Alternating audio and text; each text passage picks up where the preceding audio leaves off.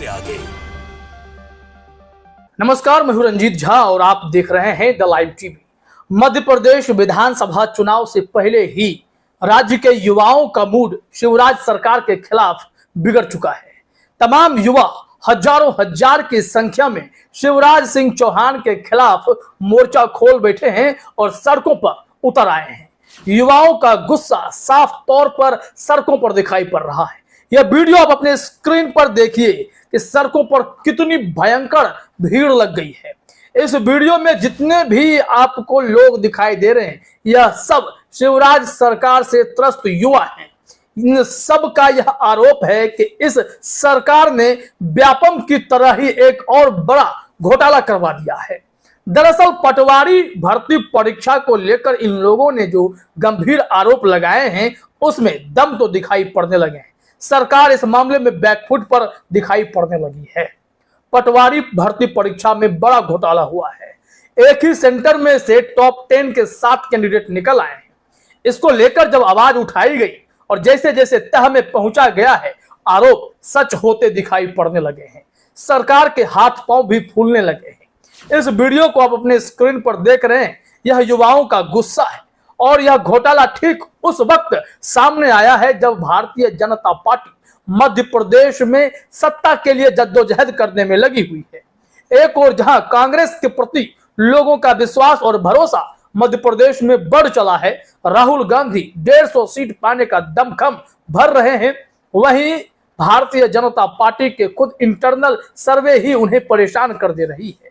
सत्ता से वो दूर हो रहे हैं, उसके ऊपर से भ्रष्टाचार और घोटाले के ऐसे मामले खुलकर ठीक इसी वक्त सामने आ रहे हैं जो बीजेपी को परेशानी में डाल दे रहे हैं।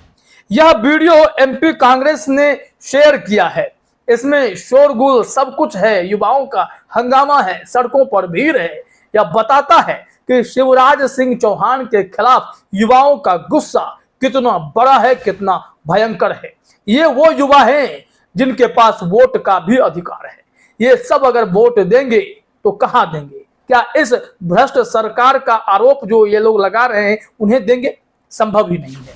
अब एमपी कांग्रेस ने इस वीडियो को शेयर किया है और लिखा है, इंदौर में छात्रों ने शिवराज के खिलाफ मोर्चा खोला। व्यापम घोटाले की तर्ज पर हुए पटवारी भर्ती घोटाले को लेकर इंदौर में छात्रों ने शिवराज सरकार के खिलाफ प्रदर्शन करना शुरू किया। जांच की मांग को लेकर हजारों की संख्या में सड़क पर उतरे छात्र। युवाओं के भविष्य से खिलवाड़ जारी है। शिवराज सरकार भविष्य की हत्यारी है। तमाम ऐसे गंभीर आरोप अब लगने लगे हैं। तो क्या शिवराज सिंह चौहान इसमें युवाओं की बात मानकर जांच कराएंगे? जांच कराते भी हैं तो भी उन्हें पता है कि इस सरकार के राज में इस तरीके से घोटाले तो हो ही गए और इससे पहले भी कई गंभीर घोटाले का आरोप यह भारतीय जनता पार्टी की सरकार झेल रही है। पोषण आहार घोटाला भी खूब चर्चा में रहा है, जिसकी जिम्मेदारी सीधे तौर पर मुख्यमंत्री शिवराज सिंह चौहान के पास थी। ये सारे मामले अब खुलकर सामने आने लगे हैं। इसके अलावा आदिवासियों को जिस तरीके से भाजपा सरकार अनदेखी कर रही है, उन्हें प्रताड़ित किया जा रहा है, वो सारे मामले तो सामने हैं। इनके ही पार्टी के कई नेता पेशाब कांड, मार पिटाई जैसे जघन्य अपराध को अंजाम दे रहे हैं और ऐसे में इनकी छवि क्या बन रही है, खुद मध्य प्रदेश सरकार अच्छे से समझ रही है। अब जब यह युवाओं का हुजूम सड़कों पर उतर आया है, प्रदर्शन कर रहा है, तो इसका मतलब है कि कहीं ना कहीं शिवराज सिंह चौहान के माथे पर टेंशन की लकीरें उकेर दी गई होंगी कि अब क्या करें। पार्टी अंदरूनी कलह से तो गुजर ही रही है। इस वीडियो पर लोगों ने कमेंट भी किया है।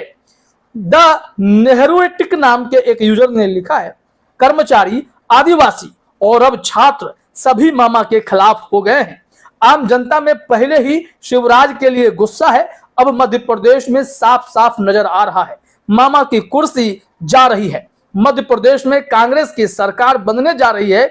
जय कांग्रेस, विजय कांग्रेस, जय मध्य प्रदेश, जय हिंद। लोग अपने हिसाब से कमेंट कर रहे हैं, लेकिन सवाल यही है कि बीजेपी सरकार के हाथ पांव अब वहां तो ऐसे फूल गए हैं जिसे ठीक करने में शिवराज सिंह का समय कहीं निकल ना जाए और सत्ता रेत की तरह हाथ से फिसल ना जाए।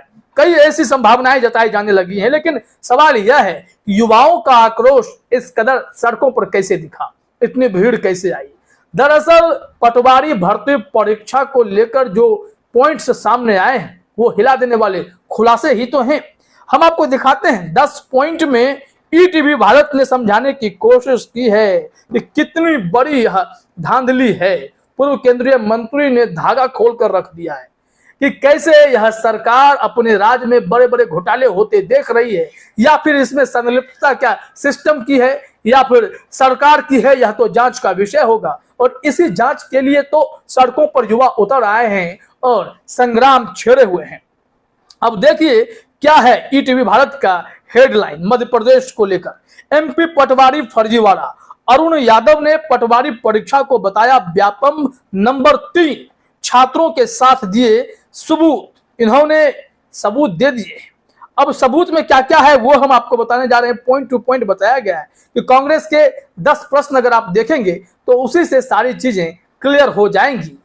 पहला पॉइंट है टॉप 10 में से 8 चयन युवक ग्वालियर चंबल संभाग से हैं, जिनमें से 7 का सेंटर एक ही कॉलेज में था। उस कॉलेज का नाम NRI college of engineering and management है। ऐसा कैसे हुआ? उल्लेखनीय है कि उक्त कॉलेज भाजपा विधायक संजीव सिंह का है। बड़ा देखिए आरोप है यह कि भाजपा का विधायक संजीव सिंह उस कॉलेज को ऑपरेट कर रहा है और इसमें 7 टॉपर निकल आए। पॉइंट नंबर 2 यानी प्रश्न नंबर 2, अधिकतर टॉपर्स की एक बात समान है कि उन्होंने अपने हस्ताक्षर हिंदी में किए हैं और वो भी स्पष्ट रूप से अपना नाम लिखा है, जबकि नए छात्र छात्राओं में से ज्यादातर हिंदी में नाम वाले हस्ताक्षर नहीं करते, खासकर वो जिनके अंग्रेजी में नंबर अच्छे बताए गए हैं। ऐसा लगता है कि ये सोची समझी रणनीति के तहत किए गए ताकि कोई अन्य व्यक्ति या सॉल्वर इतने सरल हस्ताक्षर आसानी से कर सके और परीक्षा दे सके। इन युवाओं ने हिंदी में हस्ताक्षर क्यों किए, यह सवाल है। पॉइंट नंबर 3 पर आइए। यहां बताया गया है कि एक ही परीक्षा केंद्र से इतने टॉपर्स निकले, किंतु मीडिया में किसी टॉपर ने ना तो इंटरव्यू दिया और उनका ना ही किसी कोचिंग सेंटर में नाम आया कि वे किसी खास कोचिंग में पढ़ें। क्या उन्हें मीडिया से बात करने से रोका गया? ये बहुत ही गंभीर सवाल। अब आइए चौथे प्रश्न पर कि हर शिफ्ट के 3-4 सही प्रश्नों को डिलीट किया गया है जबकि उनके उत्तर एकदम सही हैं, ऐसा क्यों? 5वां पॉइंट, नॉर्मलाइजेशन की पूरी प्रक्रिया संदेह के दायरे में है क्योंकि एक ही शिफ्ट के अंक के कम या ज्यादा होने में भी समानता नहीं है। ऐसा कैसे संभव है? ये सारे गंभीर आरोप हैं और इन तथ्यों के आधार पर जांच तो की ही जा सकती है। प्रश्न नंबर 6 देखिए कि इस एक कॉलेज एनआरआई से चयन का प्रतिशत दिल्ली के मुखर्जी नगर में जो संस्थान आईएएस की कोचिंग पढ़ाते हैं उन संस्थानों से भी ज्यादा कैसे है? अब आते हैं 7वें प्रश्न पर कि एक चयनित युवती जिसकी अंक सूची आपके साथ साझा है, उन्होंने जब फॉर्म भरा तो शरीर पर निशान के कॉलम में अंग्रेजी में लिखा है। भाजपा जवाब दे कि इन्हें अंग्रेजी में 100% अंक नहीं मिले क्योंकि इनका अंग्रेजी का ज्ञान तो इनके फॉर्म भरते समय ही पता चल गया।